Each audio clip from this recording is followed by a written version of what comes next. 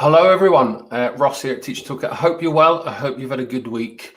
I've got 19 observation tips for you here, so you're going to need to keep count and make sure that I cover all 19. I'm getting into a habit of sharing a video at the end of the week, so you can watch it over the weekend if you want to, or share it with colleagues at the start of next week.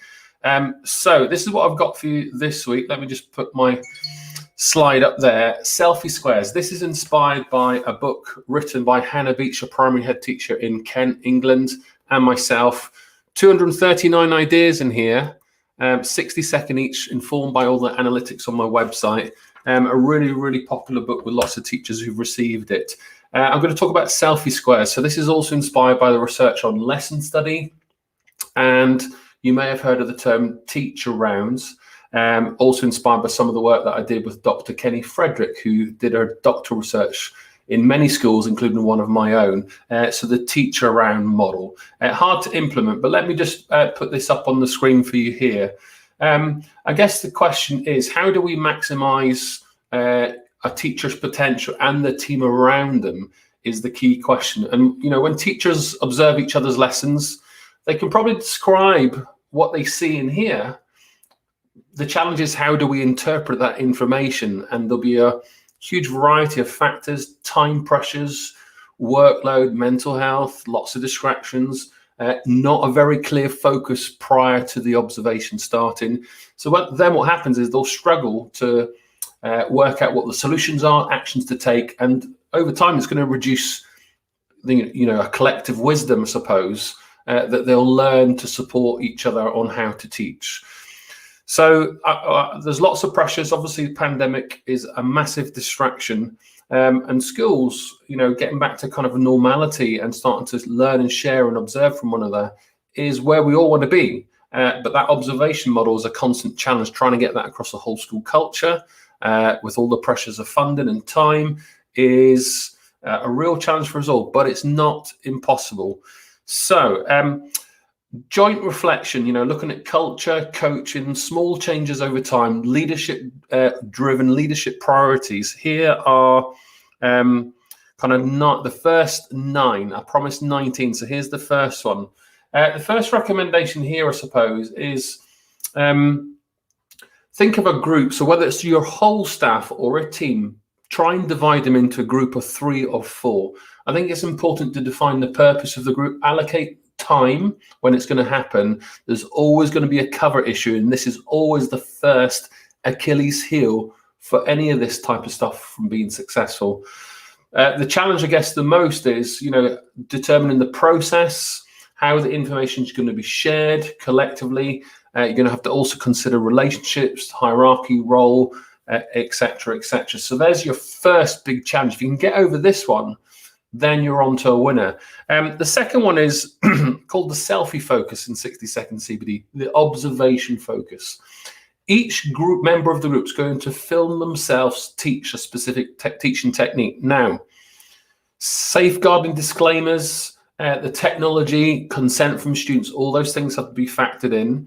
How students will be seen in the videos, how the footage will be shared. Plus the position of the camera in the classroom. You're going to watch behind student heads towards the teacher, from the teacher's perspective towards the students. There's lots of considerations. I guess the kind of critical thing is small 5-10 minute vignettes, nice little video snippets, if you get past that second barrier. The third one is reflection. So each teacher privately reflects on what they see. They choose a point to focus in on that will then be shared, and they'll then also reference what they would like to improve. And I guess to reduce any observational bias, they must be selected before the observation on the individual, ideally, and then shared with the group when they arrive to the lessons. This is going to be a live video, and there's loads of technology out there that can support this, mention no names. So to reduce that bias and have that wider approach to observation, this will lead to more conclusive evaluations rather than let's watch everything and not necessarily have a very reliable conclusion. Tip number 4, so we've got 19 to go. So what the teachers then do is they present a 1-minute presentation to each other in their selfie square or selfie triad. explaining what they'll each aim to develop in their own practice and why.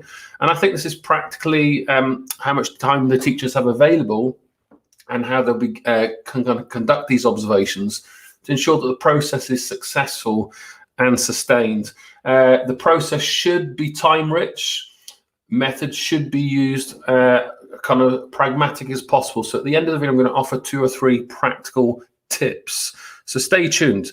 Tip number 5, assign roles. So this is important as part of the triad or the square. Every colleague in the group adopts the role. The teacher teaching the lesson, the note taker, someone asking pupils questions. I've got lots of comments about that. Make sure they're agreed questions and consistent within all classrooms. And the person who will do the main feedback. So 3/4 of the square of 4 teachers visit the teacher for 10 minutes each. Not all together, it's going to be a real cover issue. It's a cover issue to get them all to go in one lesson at the same time anyway. So maybe 10-minute slots to see different parts of the lesson. And they focus in on that agreed development point before the lesson starts. So the note taker will write what's happening alongside the focus, or make some commentary. The pupil questioner might ask students all the agreed questions and record what's taking place. And the person feeding back will use that information, having received feedback from the other 2 teachers in the square, and then summarize the whole feedback and what has been observed. Tip number 6 out of 19, they then have to agree what they saw, agree on the feedback, what will be shared. So this is another challenge, because you've got to find the time to also be able to do this to ensure the success of the strategy. So we know these models work. The Achilles heel is the time management in order to protect and facilitate these models from working. So teachers must be given those tools as well as the time in order to complete concise feedback and agree those action points. Tip number 7, everybody. Teachers are time poor. It's ubiquitous in all schools, classrooms around the world. Feedback needs to be informal, direct, and given to the teacher. Clear action points need to be provided. If you're going to record your conversation, which is also good, I want to video record yourself, a little video or an audio. It's another good way to kind of condense the time. But we really want that face-to-face conversation taking place. So you might have a little template to follow if you want to kind of, I say cautiously, promote a degree of consistency across the school. But it's not going to be a laborious form to complete, and certainly not used for kind of evidencing and appraisal purposes. The person receiving the feedback needs to have clear actions. They can work on them and they're kind of clear and agreed, and there's timelines before they end the meeting. That would be my top tip there. Tip number 8. So given all that feedback that takes place, the teacher reflects meaningfully on that feedback, whether with the group, ideally, that teacher rounds model, or after also, and then they seek further support. They might kind of questions you might want to ask is, what resources do you need? What support do you think you will need? How likely is it that you will take action? What are the risks of it not happening? And this is a really good question. How committed are you to taking the next step? And that's a really good kind of self-contract to myself, rather than somebody else setting the target for me. And then the final one is you just swap roles. So the member of the squares, switch roles, each person taking on the role of the other person. Ensure there's time to practice. If you want to take it further, you could then introduce a moderator to review this kind of squares or the triad. So that's your middle leadership, senior leadership type stuff. There's a 10th tip there I hadn't planned for, but you've got to have good protocols in place. The school has to make it a priority. And I know we've got the pandemic pressures at the moment, but that raising the culture, getting teachers to learn from one another is where the heartbeat of school success lies. So there's your 9 or 10. Now I'm going to give you 2 practical techniques. The first one is, I'm just going to swap slides actually, so just give me a moment. The first one is this. So I hope you can see that. Pipple. This is from Paul Bambrick's Santoyo. Now he's actually got a second copy of this book. This is one that I was been referring to. It's on my desk over here since 2014. It's a big book, loads of practical resources. This is a great methodology for observations, for difficult conversations, for feedback conversations with children. And I always advocate this. This is now part of my DNA. Praise, probe, identify, plan, lock. Really good what we saw today on the agreed focus. Question, why did you do X? We identify 2 or 3 possible actions to take. We then narrow it back down to one that's manageable. We identify the planned time frame, and then we ask them to repeat back and summarize the conversation. So, you know, with a teacher, fine, it might be a 5 to 15 minute conversation. With a child in the classroom, 30 seconds. Ross, you're doing really good work today. Why do you keep calling out in class and ruining the feedback to the rest of the group XYZ? We identify that he's missed a lesson or he's sat in the wrong place. Okay, let's make a plan. What are you, these are your options. What are you going to choose? Okay, repeat back to me what you're going to do before you go back into the classroom. With practice, it can become part of your DNA scripts. There is your official 10th technique. Tip number 11. This is an academic framework, and it's called the tuning protocol. So you can get all this on my website. And it's an academic framework for developing critical friendships or working in teams. It's a great appraisal model. I would say it's probably, I wouldn't necessarily use it unless you've got a good, strong teaching culture in place. And if you want to use it for appraisal or for conducting research, appraisal, inquiry-led questions, it's a really good methodology. In summary, and I've got a lot more resources behind the scenes, and I actually model this with schools quite regularly, 20 to 30 minute process, and it's in a public group, 4 or 5 people, and it's confidential. One person presents the issue. They talk about all the things they've shared, the successes, the challenges, what they want instead of the problem. The other group then asks clarifying questions until that exhausts itself. The presenter can only say yes or no in response. Lots of things happen here. It forces the presenter to jump off the fence. Number 2, it also forces the rest of the group to think very carefully about succinct questions rather than ad-libbing and describing, etc. Really punchy and concise. Stage 3, the group have to have a forced silence, couple of minutes, where they all write their thoughts before they have a group discussion. This ensures that Ross doesn't go off on a tangent and dominate the discussion.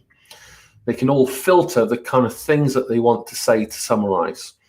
Tip number 4 here in this critical friendship methodology, and this is called the tuning protocol if you're interested. Tip 4, the person in the group in a circle might turn away from the circle. I've done this virtually. It works just the same. You mute or hide your camera on Zoom. So you turn away. It forces me to use my ears while the group have a discussion about me. And that critical friendship, support and challenge, emotions, all those kind of factors at play. The group start to talk about the person in the room who's there with their back turned to us, and they want to help rather than criticize.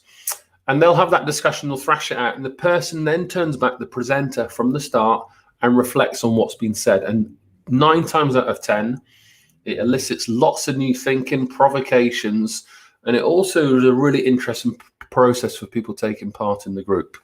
So there's your tip 10. Okay, moving on. I'm going to go to this, which is inspired by a good friend of mine, Paul Ainsworth. So I hope you're watching, Paul. How do we bring all this to life? So let me just unpick this. And I've shared this before somewhere else on a YouTube video somewhere. Let me just introduce kind of things that schools need to do to unlock the monitoring aspects of teaching and learning towards developing teachers. So this is your kind of official, I'm losing count, so I hope I promised 19, I'm probably on tip number 11, I hope. Teaching and learning policies. I do a lot of work with schools on policies. A teaching and learning policy is not statutory, although we need one for kind of clarity and coherence across a school organisation, whether you're working with 6 teachers or over 100. I think it highlights to everybody, you know, if you rename the policy, whether it's assess, plan, teach, or it's a assess, plan, teach methodology or CPD guidance, It outlines what you're trying to achieve. A one-page summary, hyperlinked with lots of resources, videos, references, reading materials, etc.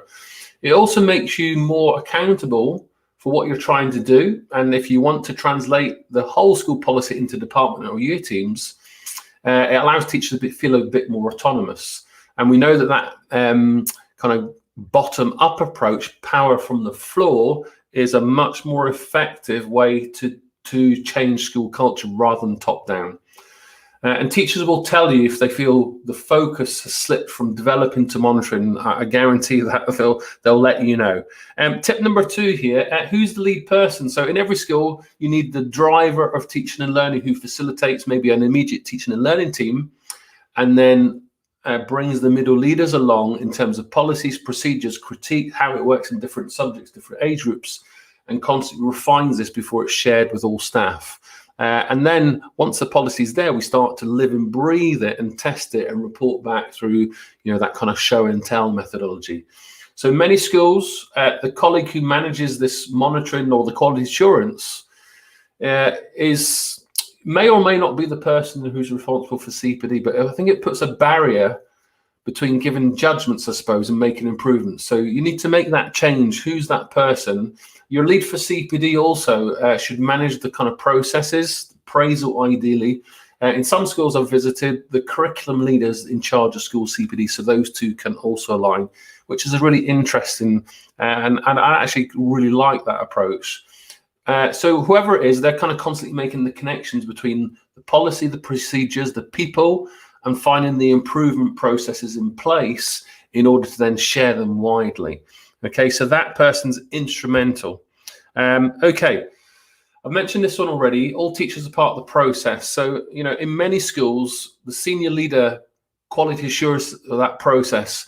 Does your head teacher, and I know right now, pandemic, there's going to be big distractions for our head teachers, so God bless them right now. But CPD, are your school leaders present? Okay, is the head teacher there? There's an old adage, I suppose, that observers improve, but they often do the least teaching. So is your head teacher still a learner? Would be the kind of question there. Are they part of the process? So involve as many colleagues as possible, leave no stone unturned, so that we can all see good teaching. Little video clips, greed focus, 2 minutes on the screen. Watch Ross teach a car crash lesson with our students rather than Ross, the super teacher, teaching a wonderful lesson, teach like Ross. That's not the model we all aspire to. So tip number 4, what's the most important change in your school context, college context? You don't need a large number of development points. We're always going to have countless priorities. We know through a coaching world, the more succinct the focus, the more likely the improvement. And as I get into my doctoral research, the deeper I go into it, the bigger it becomes. So the constant challenge is to narrow all the time. A great phase, I digress slightly, from Diana, I apologize, Diana, I forget your surname, who took part in our supervision session at Cambridge last night. She said, this is not your lifetime's work. And at the moment, I feel like it is. But once it's published, I'll realize there's lots more in it, maybe just the beginning. But as we go deeper into those topics, you realize there's a whole world. So with policies, you can't cover everything. Focus in on your school priorities, your teachers available, and the needs of your children. And I think be as precise as possible on the key areas for development. So that focus on the most important change is the key one. If I can put one suggestion in, eradicate the word marking from all your lips. Okay, use feedback and then define that feedback: verbal, written, non-verbal, feedback, feed up, feed forward. It might be all of them and your data collections, but you need to define it. Now this one, of course, we need data. Summative has a place in the classroom. We know if we focus the kind of what the barriers of individual children, the barriers that individual children are facing, those discussions could be part of your CPD policy, procedures, your training, and how the teacher can support, or the support teaching assistants, the support staff can support those teachers and the barriers around the children to help them make progress. So we know data is just one aspect of school life and pupil improvement. I'm losing count here. I think I'm on tip 16, 17. You'll have to check the video. Ask colleagues for support. What can they do to improve the teaching and learning of others in all schools? Who in your school sees the most lessons? Is it the caretaker, the cleaner, the teaching assistant who follows Ross in the classrooms as a support assistant all around the school? You'd be surprised. So they need to be part of the process. And I'm going to throw it in there. Student voice is a big key part. They're receiving the learning. We need to hear their feedback on how they experience this. So if you include a wider variety of feedback from lots of different sources, the more support your school can give back to teachers in those classrooms. So how do we get to this one? So last couple to finish, I suppose. How do we get to a place where your school has an open door culture without fear, whether it's behavior reasons, being disrupted, or someone walking past making an assumption about what's taking place in the lesson? The timetable, little kind of fixes, little timetables where teachers are happy to have their door open. Your more experienced teachers have that degree of confidence. It will allow other teachers to go and drop in and out. And I think school leaders have to work hard to really push this. Not all your teachers will have time. Not all your teachers will be interested, dare I say, or they'll have a lot more other priorities going on. So how do we facilitate this in the busy nature of school life is also a constant challenge. But, open door classrooms is something we should all aspire towards. The last one is the coaching conversation. Instructional coaching, direct instruction, all these kind of methods, general coaching, the kind of open-ended, elicit feedback from the person. We know coaching does make a big difference. It shouldn't be a tick box exercise. These things need to be successfully embedded over time, and they do work. And I think key thing I'd mention here on the coaching is we need to also move away from the stigma that you only get coaching if you are underperforming. Coaching is something for us all, regardless of our experience. So I'm going to finish there. I guess I'll just finish with a couple of things, I suppose, a couple of references. You should be familiar with lesson study, a Japanese model for observations, been used over in the UK for a number of years. I'll just signpost my colleague at Cambridge, Peter Dudley, on the work that he's done, and also by Dr. Kenny Frederick, former head teacher from the Isle of Dogs in London, who my school was part of her research, where we looked at teacher rounds and we gave teachers, I believe in groups of 6 or 7, to all go and observe each other using that kind of doctor round methodology, but in a teacher perspective, which is this resource here, which I've kind of highlighted from 60-second CPD, which is the selfie squares. So I think 19 or 20 tips there for transforming teacher culture, observations, moving from monitoring to developing, with lots of research and coaching ideas in there. I'm going to stitch the book, the slides, everything else under these videos. So as soon as I end the video, they'll go. They're already public, but I'll go and press and put in the resources for you to read a little bit further. So I'm going to leave it there. I'll be back this time next week. I hope you're well. I hope you have a good weekend. I hope you get out if you can, where you are, have some fresh air, look after yourself, look after your mental health, etc. And thank you for watching. All the best, and speak to you soon. Bye for now.